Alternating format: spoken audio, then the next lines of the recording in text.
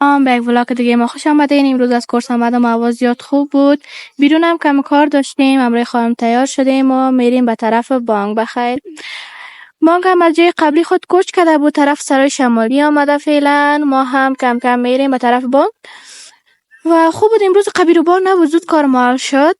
از اونجا بر آمدیم، تو قدم زده آمدیم طرف سرای شمالی به خاطر قبر مادر کلانم.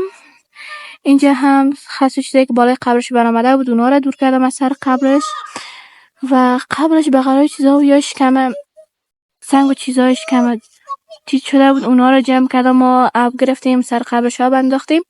بعد از اون دعا کردیم خداوند ببخشیش مادر کلانم.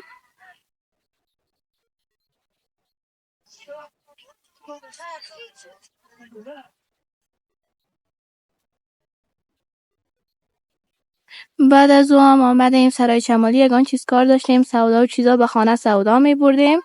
چاش مادرم گفت یک تا مرغ بگی، از اینجا آمدیم مرغ گرفتیم و دوباره میریم به طرف خانه. ایره رساندیم، دوباره در موتر شیشتم میریم به طرف بازار برش، به خاطر اونجا کم لیاف چیزا کار داشتیم.